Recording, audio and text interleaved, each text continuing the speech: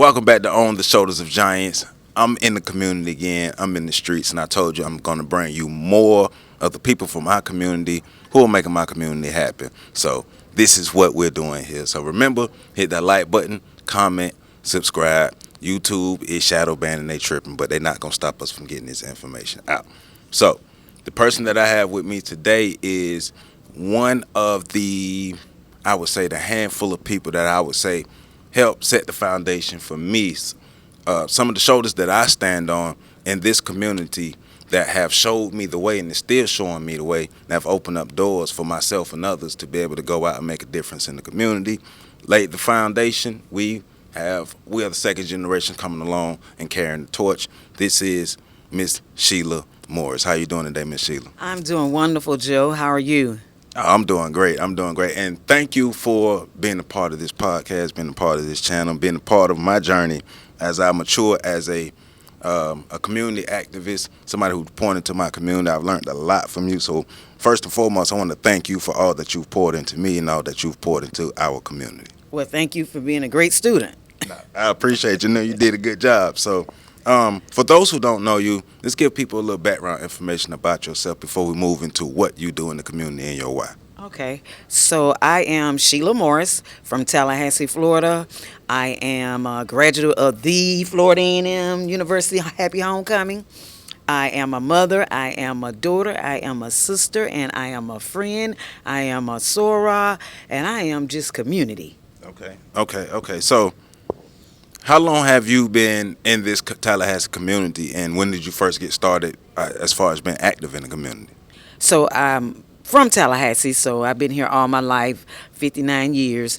I started my journey of being active in the community, let's say, growing up in the church right at Anderson Chapel AME, a member of the what they call YPD, the Young People's Division, Sarah Doorway, being active by going out, doing things in the community, being like the YPD secretary, doing mission work. So that started when I was around, young, that part. Didn't realize it was preparing me for this journey. Right.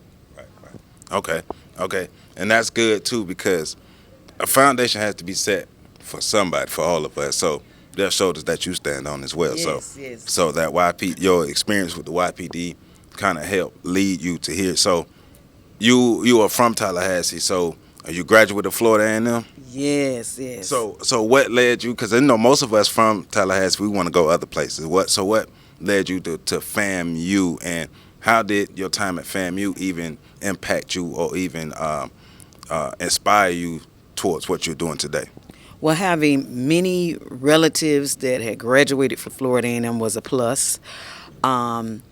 My father didn't graduate from Florida A&M, but he's a big Florida A&M fan because he went to what you call Lucy Moulton back in the day, and he went to what you call FAMU High. My mother went to Florida A&M, several aunts, uncles, and cousins. So it's like a family tradition if you live in North Florida. Now, we got some relatives who live down the way, and they go to that other school that we're not going to talk about. So that was very impactful. Going to a HBCU is very impactful because not only do you go there and get an education, but somebody going to pull you to the side, and they're going to be just like your parents and show you they believe in you, and the things that they have to offer at HBCUs was very impactful. Okay, no, I definitely get that because I've had a number of people pull me to the side at my time at FAMU and be able to show me the way to give me more information. All right, so FAMU, the college graduate. So what's your next step after FAMU? How did you matriculate into the professional world, and what about the professional world kind of led you down this road? Okay, so after Florida A&M, one of my first jobs, I worked with an organization called the Orange Avenue United Tenants Association. They had created a program called Values to work with at-risk youth. Matter of fact, the founder of that program was the Oliver Hill. I was just thinking that, yes. The Oliver Hill. So I worked with them about like a year and a half. Then I had the pleasure of working with Thomas Cavanaugh with High Teen TV, Risk TV. So I had a friend that was working for the county health department, and she was looking for some people to work as a disease intervention specialist. So I spent 17 years at the county health department working as disease intervention specialist, working as a HIV surveillance, working as a human service program specialist with HIV program, and my last stop was working as the minority health educator coordinator of the program. My years at the county health department prepared me because I got to know a lot of people, because guess what? County health department provides a lot of services. So I was out in the community along with being still going to church, being a part of YPD, then matriculating on to being a part of the Women's Missionary Society, along with my mother encouraging me, hey, we need to do this, we need to go that. So as far as giving away food, assisting people, that was my upbringing. So that was my next stop. Of course, along that time, I had my daughter, help educating her. She's a Florida A&M graduate as well. And then after then, spent 17 years at the county health department, and then went over to Bond Community Health Center. After Bond Community Health Center, one day I woke up and I said, you know what? I could do all this on my own. So since 2016, I've been what you call an independent contractor in the community. Because if you love what you do, you never work a day in your life. And that's how we got to this point. And further along, in 2019, I always knew of Mr. Kenneth Barber, but, he pulled me in on his team to work with him closely with Frenchtown Rising and Mine Olive Housing. My company is called Sangria Empowerment Network.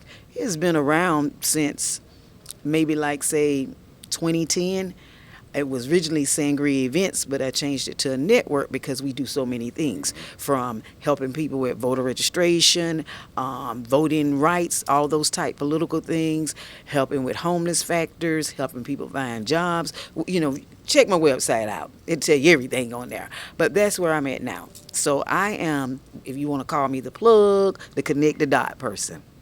Nah, you are, because I consider myself one of the community plugs, and there's a handful of community plugs around here, and you're one of the ones that I go to when I need some information. So I love that. But also, you're hitting on a lot of your experience is due to community partnerships. Yes, community partnerships. Learned how to do that long time ago, because again, I have to go back to being that upbringing with the AME Church. I got to give the AME Church their kudos. One thing about it, if you're a member of the AME Church and you got kids and you raise them through the YPD, they're going to learn. They're going to let you learn how to be leaders.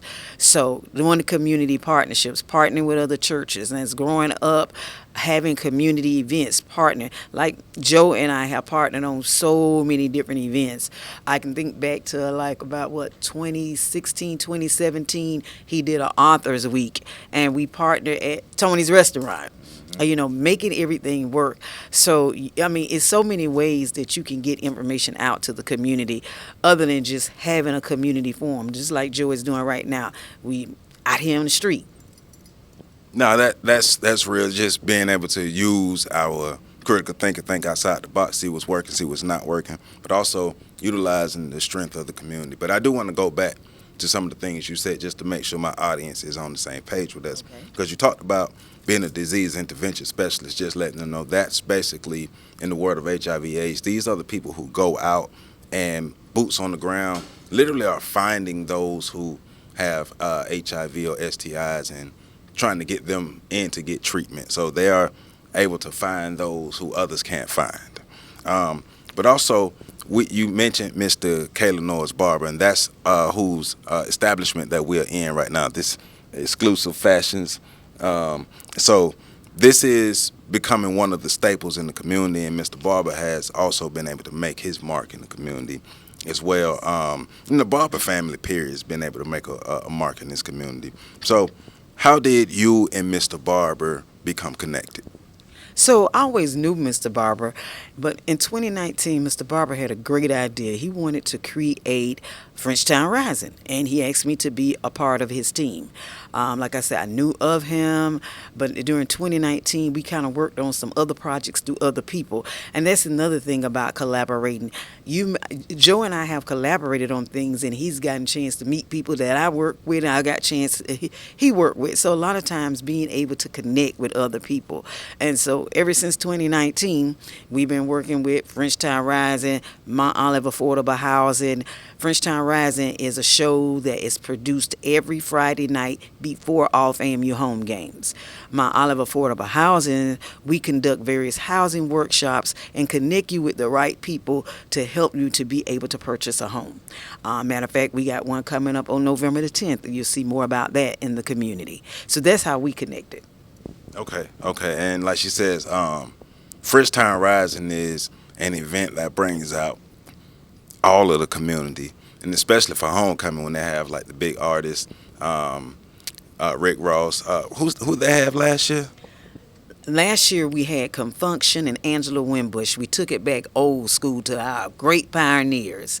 The year before we had Juvenile. The year before that, which was 22, we had Rick Ross, and in 21 we had Anthony Hamilton. And in 2019 we had Tamika Scott from Escape.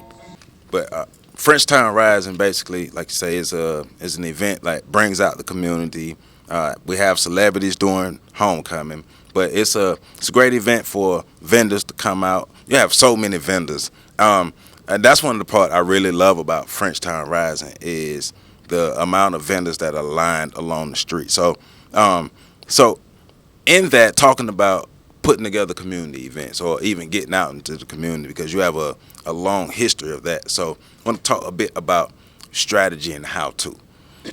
So let's say I'm new to the community, I'm a new activist, and I want to get out into my community. What are some of the initial steps I should take to be able to establish myself in my community to actually become a force in the community and not a hindrance?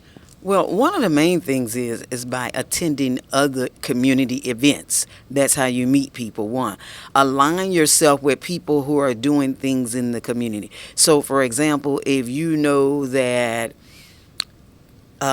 Nicole Everett is doing an event in the community, like today she's doing her Poom Poom Party. If you're able to attend her event and support her event. If you know that Keith Rogers with Black on Black Rhyme is doing an event. If you know that Joe Ward is doing his own The Shoulders of Giants. And best way to do is research on the online and see what community events, what's happening, because there is a section out there that says what's happening with community events. And not only that, by attending things like your neighborhood association meetings, your NAACP meetings, Chamber of Commerce meetings, that's how you align yourself. Finding out what churches are putting on what events, that's the first thing to do, to attend other events and know what's going on in your community so you can align yourself with the community. Yeah, and that's a great strategy. I've used that. That's helped me meet a lot of people. Like between us, we probably know about 2 million people. Yes.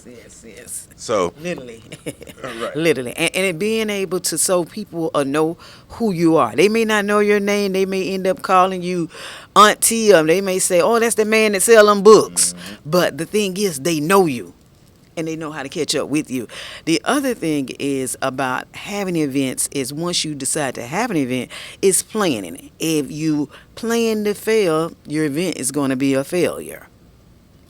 I'm just saying you got to do it right. There are ways to do certain things and there are ways not to do things. It depends on the results that you want. So overall, like,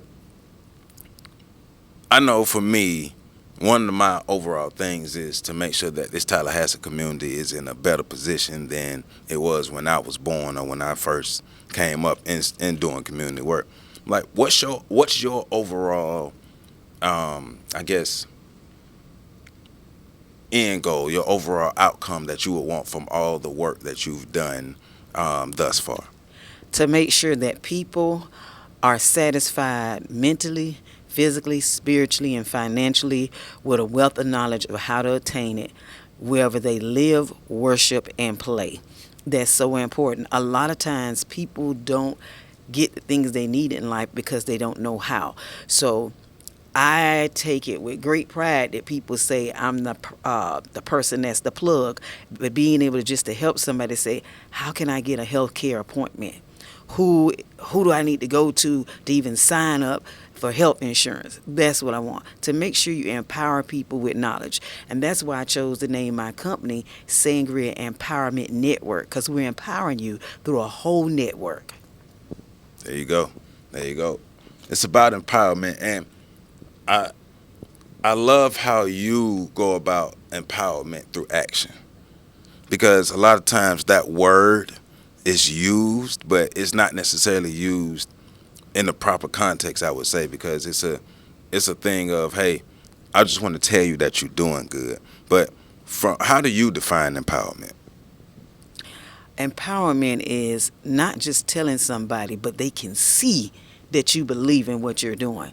So I'm stressing to people, hey, be an informed voter. But they see me going to vote. They see me in action. So that's how I've defined empowerment. Not only telling somebody, but doing as well. Good, good, good. Yeah, because we need real empowerment in our community. We're in the section of the community. We're in the 32304 area That's code. right. And according to all the information, this is one of the area codes in the state of Florida that has the highest disparities, probably the highest disparities according to some statistics. And so when you hear about that, especially in the community that you've been working in for a long time, a lot of established roots in this community, this is where the Frenchtown Rising, but you hear the statistics talking about how downtrodden this community is, how desperate it is, how crime ridden it is, how STD ridden it is. When you hear that about this community, what are your thoughts?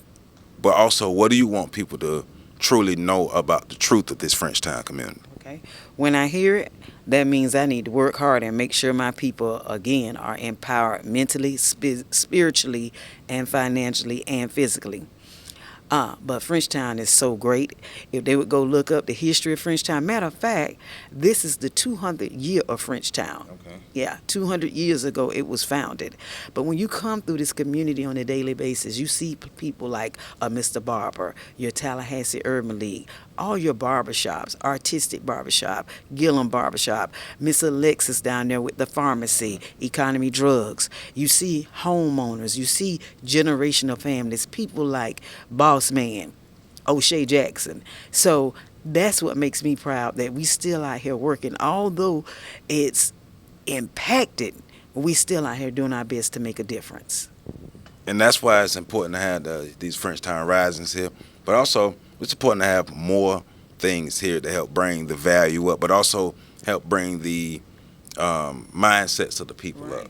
And in addition to, we have on 611 Dent Street, led by Miss Maisha Mitchell, the I Grow Garden, where you can go get fresh fruits and vegetables. And not only that, create you a plot. We have that. Then right over here off of Martin Luther King, you have Miss Meltanya, who has the Frenchtown Hub, that if you're trying to open up your business as a restaurant, but you don't have a place to cook your food, you can go by and talk to her, and they have a commercial kitchen in there that you can prepare your foods at. So until you come to Frenchtown, don't just keep listening to them stats. Come and see what's going on down here for yourself. And this is from somebody who's boots on the ground. Like, we're literally in Frenchtown now. And the last interview that I did with the brother Juanito George, we were actually in the Dent Street Garden that she's mentioning. So I think, you know what? I think it's going to be a series of Frenchtown interviews. You know what I'm saying? Just bringing stuff down here, letting people know what's going on. Let people know what's going on. It's it's not bad, and you have, hey, people want to talk this, but we got Strong and Jones Funeral who have been here more than about 60 years or more. Great aspirations. Hey, if you want to know how to get involved with the funeral business, go by there and see Daryl Lawrence, still in the community. It's just so many different people here. And then you have other side vendors that are here. A lot of property owners, like I said. The Frenchtown Neighborhood Association is about to pop off. We have Mataki Akbar here, lawyer, right here in Frenchtown. And he's doing great things. He has a great event going on doing homecoming called Bet on Us.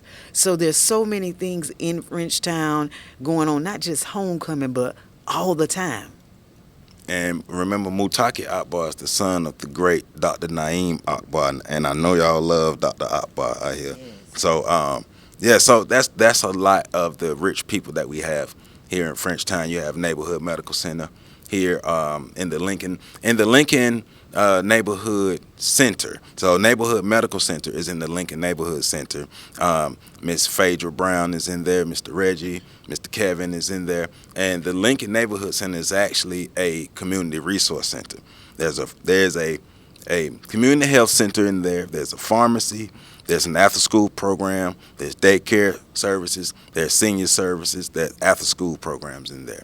And there's also a wrestling, no, a boxing team. A boxing team. The Tallahassee Tigers boxing team is there as well. So these are things that are here in this Frenchtown community. It's just a lot of rich history. We have the Social Vegan Restaurant here. You have Miss D's Restaurant across the street. Of course, this exclusive here. It's a lot of black-owned businesses here, a lot of black-owned history here. Like Miss Shelia mentioned, the row of barbershops down, what's this? Old Bainbridge Road. And we're on the other side, not the FAMU side, we're on the other side, but it's still a black community with a lot of rich history. Right. And also, Joe, remember the Lincoln Center has great history because for those individuals who went to school, I think in the 50s and the 60s, it was Lincoln High School. And that's why people call it Old Lincoln. Yep. The first and only black high school, all black high school in Tallahassee, Florida. It lasted for about 100 years. The building is still there. So a lot of rich history here in Frenchtown. But that's a lot of passion between the two of us. That's why I wanted to make sure that you all know who she was, because it's a lot of passion, a lot of work that has gone into helping to empower this Tallahassee community. So if you had to give a word or some advice to those in the community who want to do something but don't know how to get started, what would that advice or that word that you would give to that community person? I would say start. Don't give up. Don't let anybody tell you what you can't do. Don't let anybody tell you they just can't see it, because of course they can't see it because it's not their vision. So if you want to say you're going to make the first a newer type of electric car, start it. Do whatever you want to do. You just got to believe, have a mindset. And if you need my help, hey, reach out to me.